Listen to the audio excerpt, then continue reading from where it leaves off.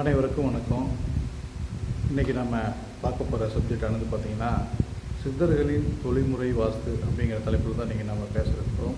பொதுவாக சித்தர்கள் தான் எல்லா வகையான விஷயங்களுக்கும் ஒரு ஆதாரமான நூல்களை எல்லாம் ஓலைச்சுவடி வாயிலாக நமக்கு கொடுத்திருக்கின்றனர். அந்த வகையில் பார்த்திங்கன்னா இந்த ஓலைச்சுவடிகளில் இருக்கின்ற அந்த விஷயங்களைத்தான் இன்றைக்கி நம்ம பேச போகின்றோம் வாஸ்துங்கிற தலைப்பில். அதான் நம்ம அதுக்கு சித்தர்களின் தொழில்முறை வாஸ்து அப்படின்னு நம்ம அதுக்கு தலைப்பு கொடுத்துருக்கின்றோம். பொதுவாகவே பார்த்திங்கன்னா பெரும்பாலும் வீடு கட்டும் பொழுது அந்த வீட்டை கட்டுகிறவர்கள் அந்த வீடு கட்டும் பொழுது தான் வாஸ்துவை பெரும்பாலும் பார்ப்பார்கள்.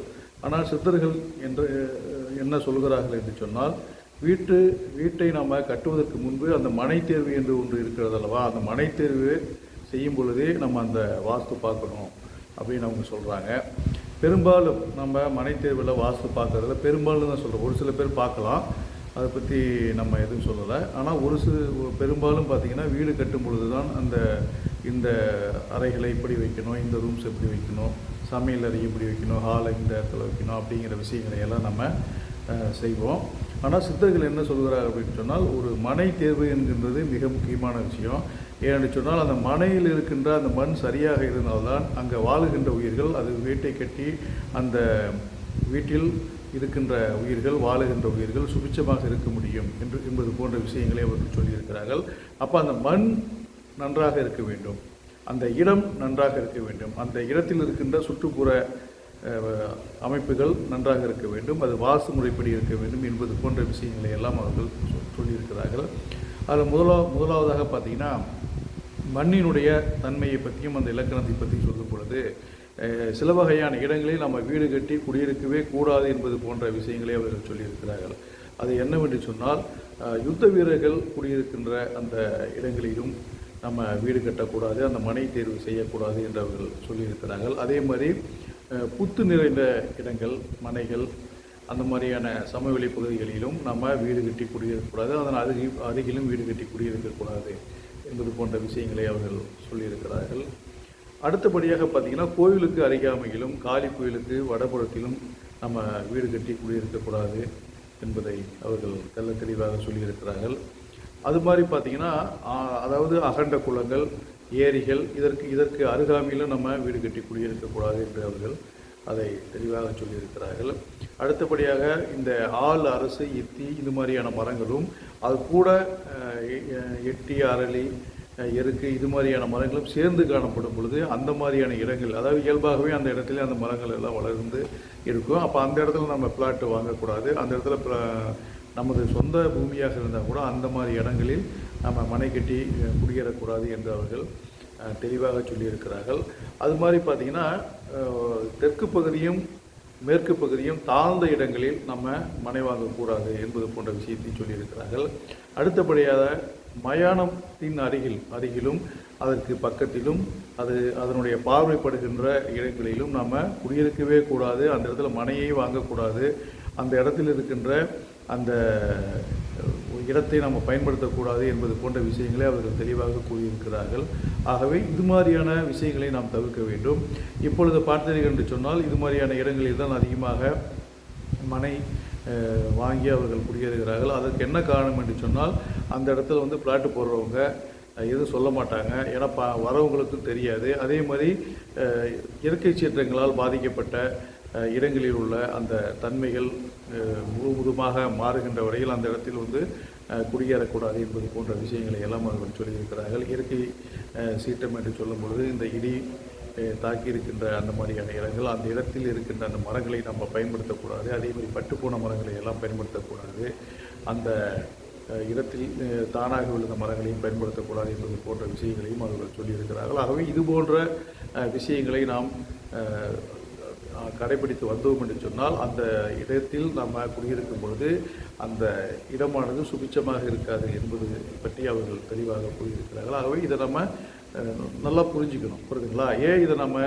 தெளிவாக இந்த மாதிரி இடங்களை தேர்வு செய்யும் பொழுது நாம் கவனமாக இருக்க வேண்டும் என்று சொன்னோம் என்று சொன்னால், ஒரு 25 வருடம் 30-40 வருடங்களுக்கு முன்பெல்லாம் பார்த்தீங்க என்று சொன்னால் இந்த விஷயங்களை எல்லாம் கடைபிடித்து வந்தார்கள். புரியுதுங்களா? ஒரு பெரியவங்களை ஒரு விவசாய பூமியோ அல்லது ஒரு மனையோ வாங்கும்பொழுது ஒரு பெரியவங்களை கூட்டிகிட்டு போவாங்க. அவர் பார்வையிலே ஒரு 4 பக்கமும் பார்ப்பார். பார்வை ஒரு சுழல் விடுவார். பார்த்துட்டு அந்த இடத்துலையும் சொல்லிவிடுவார், இந்த இடம் வேண்டாம் அப்படிம்பாரு, இல்லை இந்த இடம் வேணும் அப்படின்னு சொல்லுவார். புரியுதுங்களா? அதற்கு என்ன காரணம் என்று சொன்னால், அவர்கள் அந்த இடத்தில் இருக்கின்ற சில விஷயங்கள் அவர்களுக்கு புலனாகும். அப்போ அந்த புலனாகும் பொழுது அவர்கள் அந்த இடத்தில் குடியிருக்கலாமா வேண்டாமா, அந்த இடத்தை வாங்கலாமா வேண்டாமா என்பது போன்ற விஷயங்களை, அது பாசிட்டிவ் நெகட்டிவ் தெரிந்து கொண்டு அதை அவர்கள் சொல்லுவார்கள். புரியுதுங்களா? அப்போ அது சரியாக இருக்கும். அப்போ அந்த பெரியவங்களுடைய பேச்சை கேட்டுட்டு கம்முன்னு வந்துடுவாங்க. ஆனால் இப்போ அப்படி கிடையாதுங்க. புரியுதுங்களா? இப்போ எந்த இடத்துல நம்ம இடம் கிடைக்குதோ அந்த இடத்துல ரொம்ப கம்மியாக இருக்குதா அப்படின்னு பார்த்து வாங்குகிறோம். அது மட்டும் இல்லாமல் ஒரு பிளாட்டு கிடைச்சா போதும், ரொம்ப கொஞ்சம் விலை குறைவாக சொல்கிறாங்களா, அந்த இடத்துல நம்ம மற்ற விஷயங்களை எல்லாம் லட்சணங்கள் எல்லாம் இருக்கிறதா என்பது கூட பார்ப்பது கிடையாது. குறைவாக கொடுத்தால் உடனே அந்த இடத்த போய் நம்ம வாங்கிக்கிறோம்.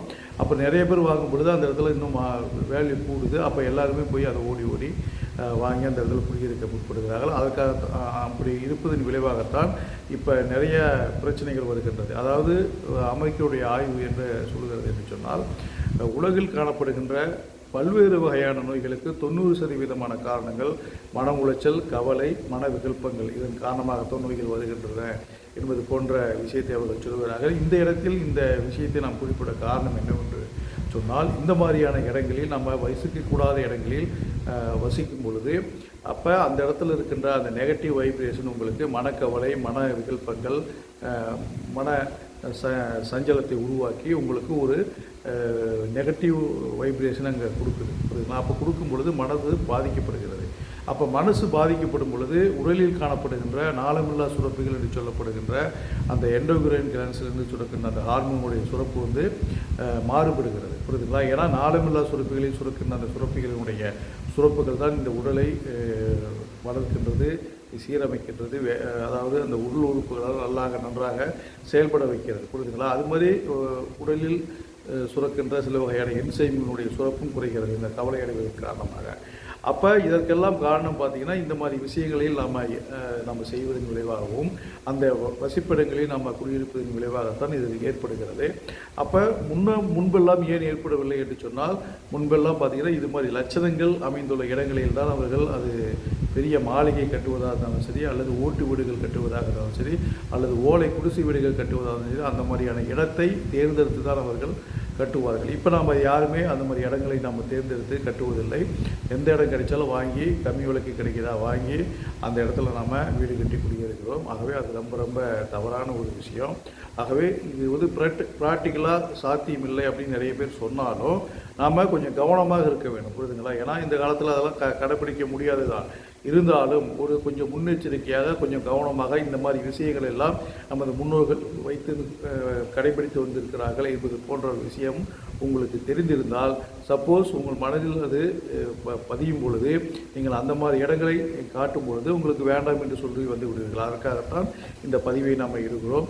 ஆகவே இந்த மாதிரி விஷயங்களை எல்லாம் சித்தர்கள் சொல்லியிருக்கிறார்கள். சித்தர்கள் என்று சொன்னால் மருத்துவம் மட்டுமல்லாமல் அவர்கள் பல்வேறு வழிநிலைகளில், அதாவது மனிதன் பிறந்தது முதல் அவன் வாழுகின்ற காலமுறையில் நல்ல சுபிச்சமாக பொருளாதார மேம்பாடோடு மனதில் எந்த விதமான சங்கடங்கள் இல்லாமலும் மிகுந்த மகிழ்ச்சியுடனும் நோயில்லா பெருவாழ்வு வாழ்வதற்குண்டான விழிப்புணர்வையும் அவர்கள் நமக்கு வழங்கியிருக்கிறார்கள். அப்போ அந்த நெறிமுறைகளை நாம் கடைபிடித்து நம்ம ஒழுகிறோம் என்று சொன்னால் இந்த மாதிரியான பிரச்சனைகள் எல்லாம் வராது.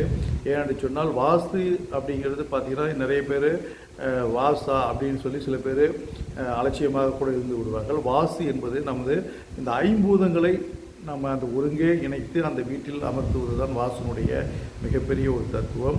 அது சில பேர் வாஸ்துன்னு சொல்லிட்டு நிறைய விஷயங்களை மாற்றி சொல்லி கொண்டிருக்கிறார்கள்.